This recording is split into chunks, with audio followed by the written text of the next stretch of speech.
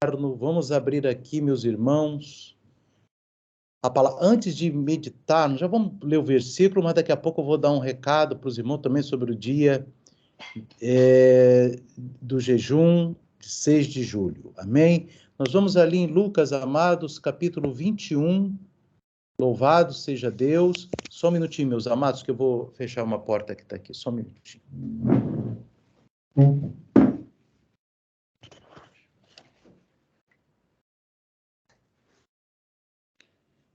Lucas 21, meus amados. Aleluia. Amém? E nós vamos abrir aqui, meus amados, louvado seja Deus, no versículo 29. Mas antes de nós meditarmos na parábola da figueira, meus irmãos, eu gostaria de falar com os irmãos sobre o jejum de quinta-feira, que é o jejum de Ben Hametzarim, ou entre os apertos. Amém?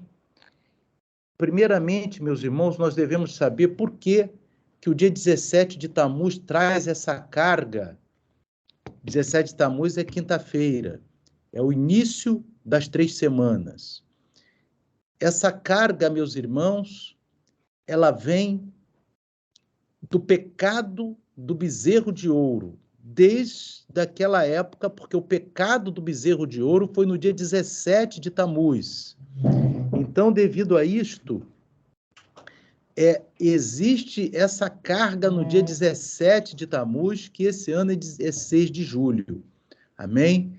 Então, nós devemos estar sabendo o porquê dessa carga e porque essa mancha dentro do nosso povo se mantém até hoje, apesar do Eterno ter perdoado o povo, mas a mancha ficou até hoje, e o dia 17 de Tamuz é um dia em que as trevas recebem autorizações, um pouco mais de autorização para atuar no planeta.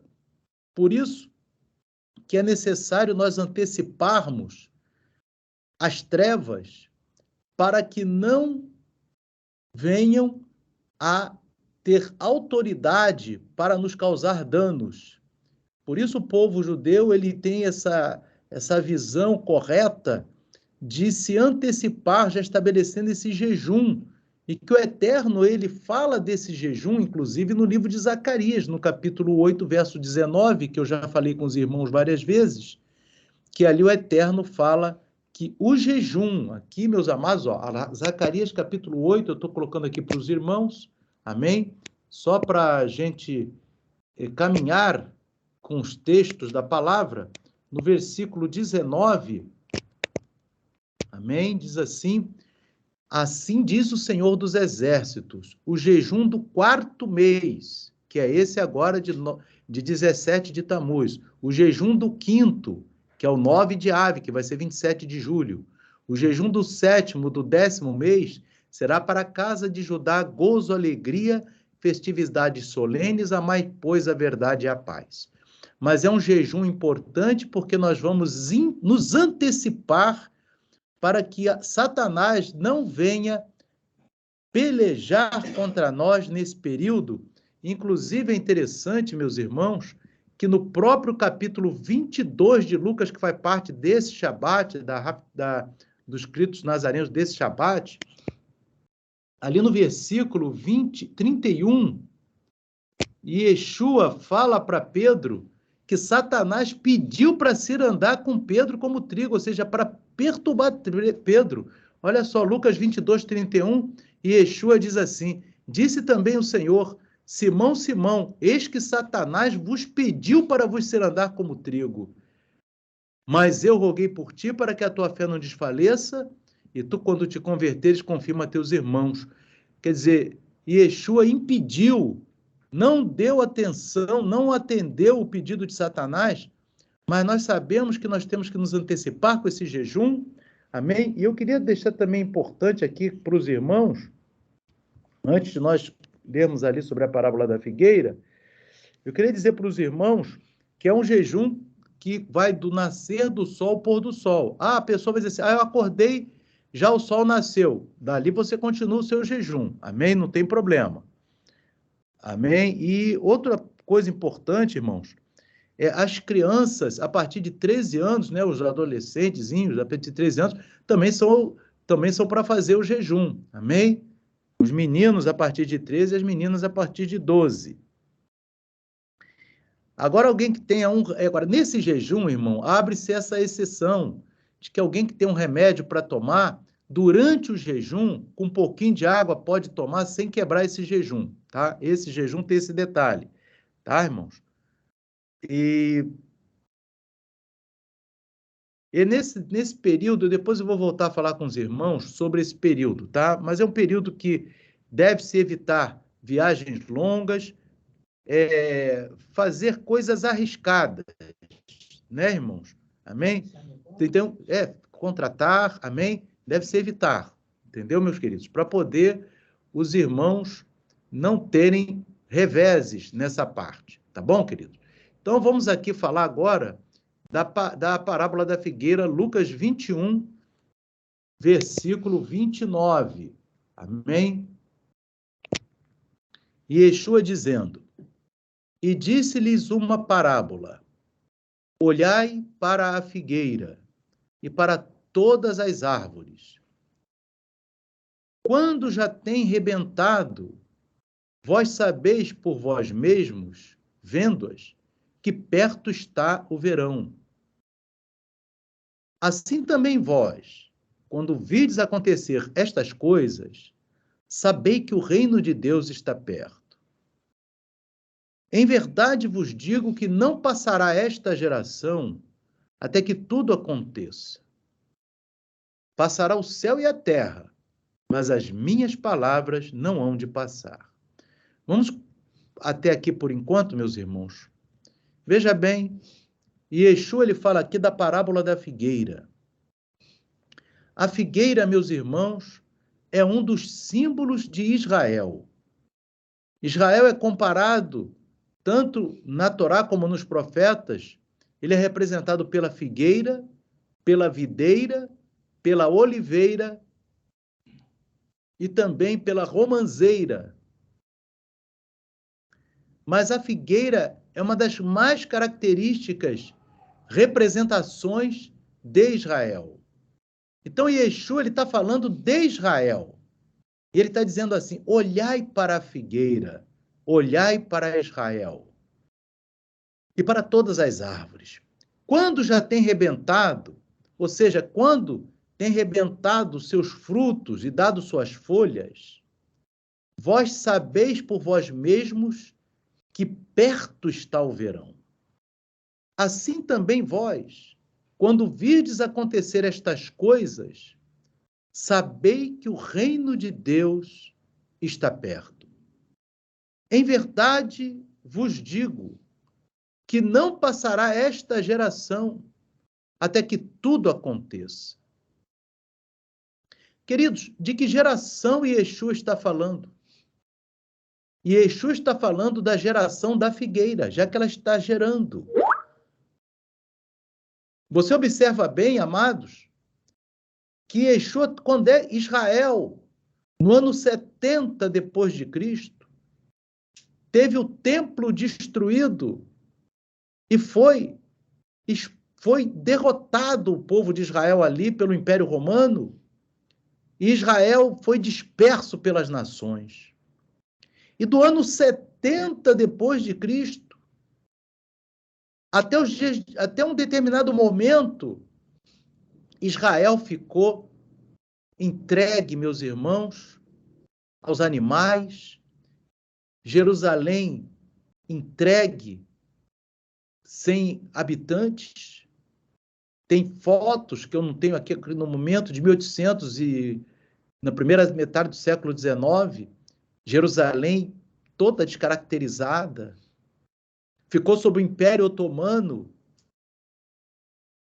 E ali, meus irmãos, nós vamos ver que exatamente no ano de 1917, com a derrota do Império Otomano para a Inglaterra, Inglaterra toma conta da área da Terra Santa, e aquela terra começa a ter uma liberdade, ou seja, começaram a vir para Israel os judeus novamente, em 1917. E ali, meus irmãos, os judeus começaram a vir.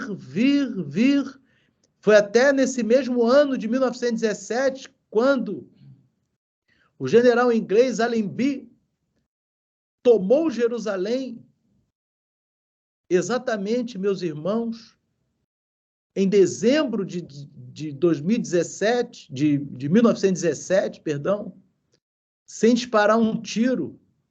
Ele entrou na cidade, só que quando ele entrou na porta da cidade, o Império Otomano, que hoje é a Turquia, tinham fugido de lá devido às derrotas que estavam sofrendo.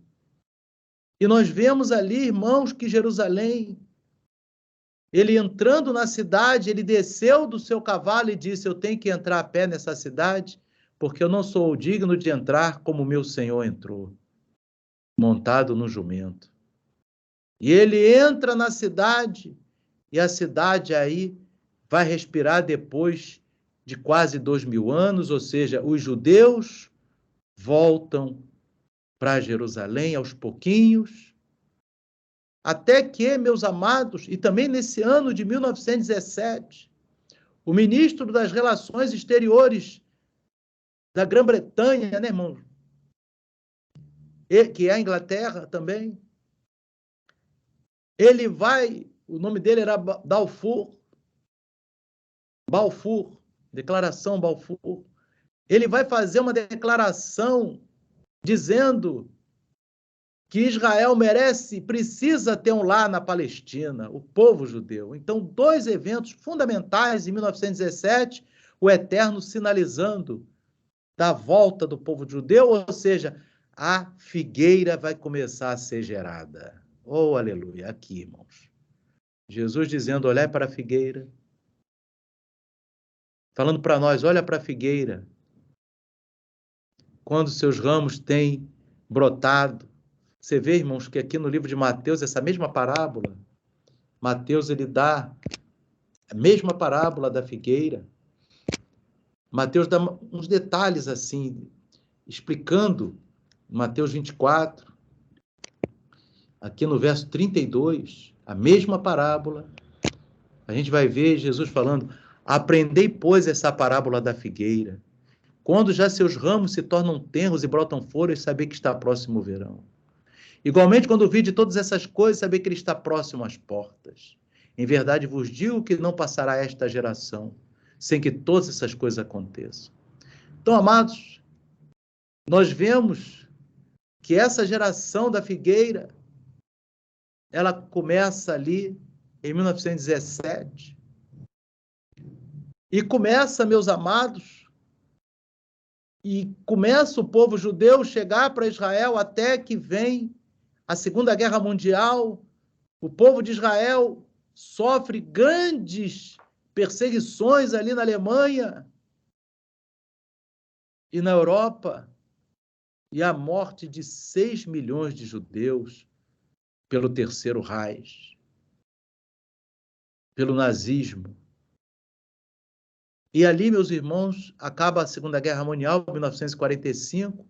E em 1948, a ONU vota se Israel deve ou não merecer um Estado. 1948. E ali, meus irmãos, a votação termina empatada, meus amados. E o voto de Minerva vai ser dado pelo presidente daquela Assembleia, que era o brasileiro Oswaldo Aranha, e ele deu a favor de Israel, por um voto. Aquele voto não foi do Oswaldo Aranha, mas foi o voto de Adonai. Aleluia. Porque aquilo que Deus manda, meus irmãos, as trevas podem chegar perto, mas não consegue vencer. E ali, meu amado, Israel é fundado e a figueira floresce mais ainda, porque agora a figueira já tem um governo. A figueira agora já começa aquela terra árida, desértica, começa a brotar plantações, começa a brotar plantações, a brotar vinhas, a brotar oliveiras. E aqui, meu amado, você vai ver que hoje Israel já está maduro, meus irmãos. Está gerado. Né? Se a gente pegar a geração pela palavra de Deus, a geração ali em Gênesis capítulo 6, tempo de uma geração, meus amados, Gênesis, está na Torá, capítulo 6. Então disse o Senhor, verso 3, não contenderá o meu espírito para sempre com o homem, porque ele também é carne, porém seus dias serão 120 anos. Ainda tem um tempo, né? Se a gente pensar de 1917, 2037, 120 anos. Mas sabemos que é até não passará essa geração sem que todas essas coisas aconteçam. E todas essas coisas o quê? Que ele falou antes. O que Yeshua falou antes, no capítulo 24? Falou do final dos tempos. Amém? Louvado seja Deus. Essa palavra está aqui em Lucas, meus irmãos. Amém? E Yeshua fala no final, em verdade vos digo, passará o céu e a terra, mas as minhas palavras não hão de passar. E aqui ele continua, meus irmãos, no versículo 34. E olhai por vós. Ele fala para nós nesse momento, olhai por vós. Não aconteça que os vossos corações se carreguem de glutonaria, de embriaguez, dos cuidados desta vida. Porque, meus irmãos, e ele diz assim, e venha sobre vós de improviso aquele dia. Corações carregados de glutonaria, de embriaguez, dos cuidados dessa vida sem estar ligado com aquele dia, são corações sem rumo, são corações sem direção. Por quê?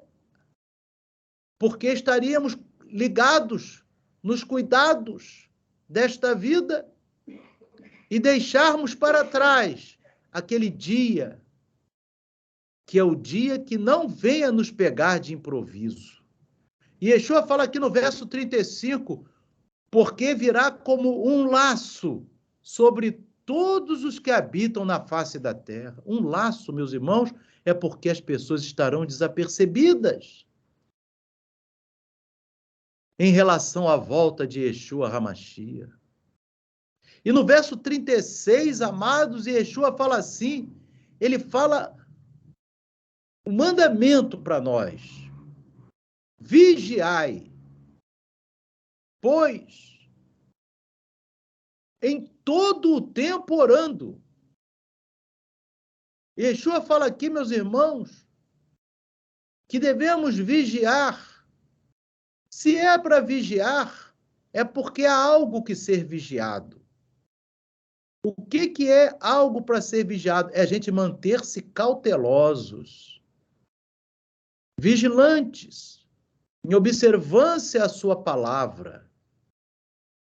De que maneira? Orando, buscando o eterno, santificando nossa vida, para que sejais havidos dignos de evitar todas essas coisas que hão de acontecer. Ele fala assim, para evitar todas essas coisas que hão de acontecer. Como que vai evitar isso? Se vai vir sobre toda a face da terra, eu vou me esconder debaixo? Vou cavar um buraco embaixo e me esconder? Não, meus irmãos. Evitar todas essas coisas é que ele vai vir e vai nos dar o livramento dessas coisas. Então, vigiai, pois, em todo o tempo orando. para que sejais havidos por dignos de evitar, dignos de evitar todas essas coisas e de estar em pé diante do Filho do Homem. Então, queridos, ele fala aqui, ó, que nós somos um povo privilegiado. Foi até agora mesmo, na oração que o nosso amado irmão Lucas fez, em que poucos estão atentos aos sinais da volta de Cristo que estão diante de nós. E que nós possamos, isso aqui é um texto da Brit Hadashah desse Shabat, meus irmãos, porque no Shabat nós temos que ler e meditar na palavra. Amém? A meditação aqui de Lucas 21, e é importante, meus irmãos, a gente chegar aqui em Lucas 22 também, que foi falado nessa Brit Hadashah, ver que Yeshua falando é maravilhoso, meus irmãos. Diz aqui no versículo também, essa passagem, Lucas 22, 24, fala muito interessante sobre nós, como devemos nos portar, no sentido de que, e houve também entre os discípulos uma contenda sobre qual deles parecia ser o maior. Verso 25, e Yeshua lhes disse, o rei dos gentios dominam sobre eles, e os que têm autoridade sobre eles são chamados benfeitores. Mas não sereis vós assim. Antes o maior entre vós seja como o menor, e quem governa como quem serve. Pois qual é maior, quem está à mesa ou quem serve? Porventura não é quem está à mesa? Eu, porém, entre vós sou como aquele que serve. Então, queridos, nós devemos ter um coração servidor. Maior é o que serve no reino. Servir o próximo. Servir o próximo. Essa daí é que é a regra, que o que serve é que é grande no reino de Deus, meus amados. Então nós temos que estar preocupados com o nosso próximo.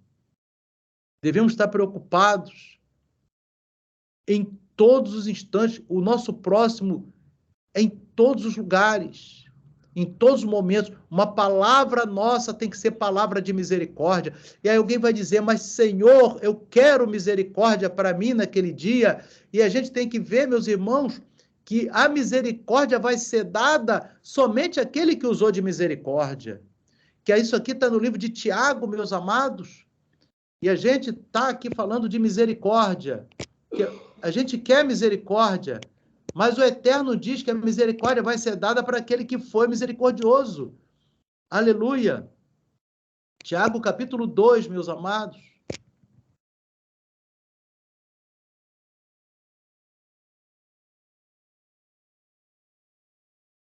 Diz assim, verso 12. Assim falai, e assim procedei, como devendo ser julgados pela Torá da liberdade. Porque o juízo será sem misericórdia sobre aquele que não fez misericórdia. Mas a misericórdia triunfa sobre o juízo. Ou seja, se você é misericordioso, a misericórdia triunfa sobre o juízo, porque será feita misericórdia com você. Mas se você não teve misericórdia, o juízo sobre ti será sem misericórdia. Então nós temos que ter misericórdia do nosso próximo. Nós temos que ter misericórdia das pessoas, porque o juízo será sem misericórdia sobre aquele que não fez misericórdia. E a misericórdia triunfa do juízo. A misericórdia está em termos um comportamento de mansidão, pacificador. Aquilo que Yeshua fala em Mateus, capítulo 5, meus amados, e Yeshua HaMashiach fala em Mateus 5, ele fala, verso 5, bem-aventurados mansos, porque herdarão a terra. Bem-aventurado, verso 7, os misericordiosos, porque alcançarão misericórdia. Então, quem usar de misericórdia alcançará, mas quem não usar de misericórdia não terá. Bem-aventurados os limpos de coração, porque verão a Deus. Está sempre com o pensamento de beneficiar o próximo. Nunca armar uma cilada para o próximo, armar uma pegadinha. Não. É limpo de coração, verá a Deus. Bem-aventurados pacificadores, porque serão chamados filhos de Deus. Pacificador é aquele que é o contrário à contenda, mas ele quer a paz.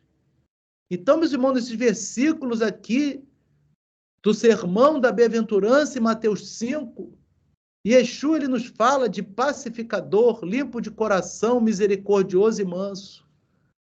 E ali o irmão dele, que é filho de Maria e José, Tiago, que a epístola de Tiago foi escrita pelo irmão carnal de Yeshua, que é presbítero, não é um dos apóstolos, mas é o presbítero Tiago, ele fala, o juízo será sem misericórdia sobre aquele que não fez misericórdia. Mas a misericórdia triunfa do juízo, porque o seu irmão primogênito Yeshua disse, bem-aventurados os misericordiosos, porque eles alcançarão misericórdia.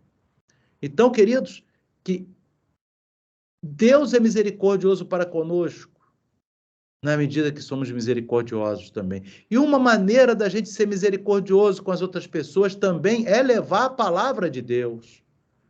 Porque Yeshua HaMashiach nos diz, meus amados, ele diz ali, aquele que se envergonhar de mim, eu me envergonharei dele diante de meu Pai. Então, meus irmãos, nós não devemos nos envergonhar de Yeshua nunca, devemos sempre propagar a sua palavra, porque essa é uma maneira de também você manter, aleluia, a tua misericórdia em dia com Deus. Amém?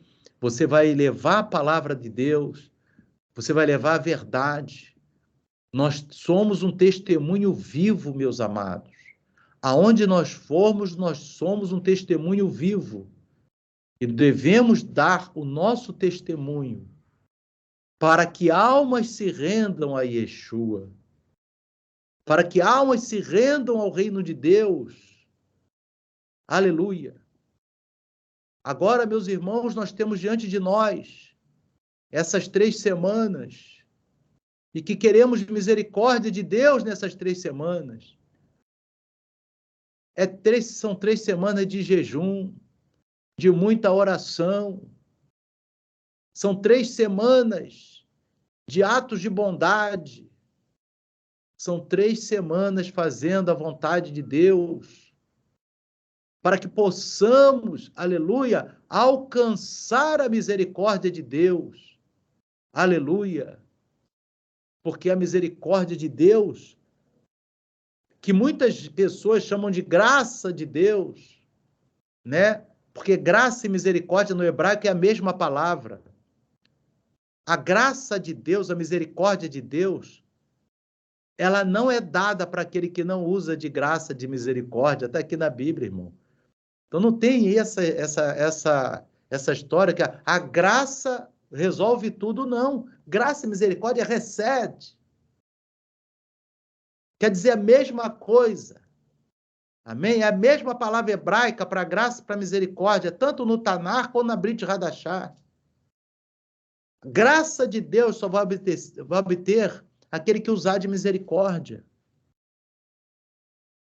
Muito ensino indevido diz, a graça você faz o que quer e a graça será dada. Não, a graça, a misericórdia, diz aqui, será sem misericórdia para aquele que não usou misericórdia, irmão. Será sem graça para aquele que não fez graça. Graça, misericórdia são sinônimos. Amém?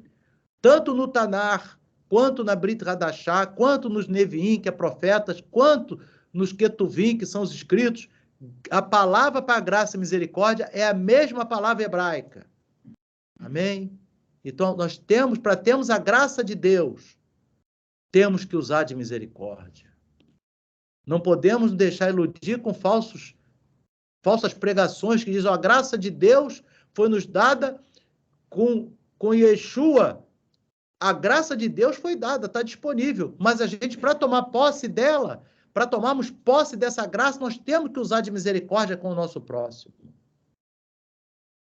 E que o Espírito do Eterno, meus amados, continue falando ao coração dos amados. Amém? E vamos agora orar por todos os irmãos. Vamos primeiro colocar aqui um louvor.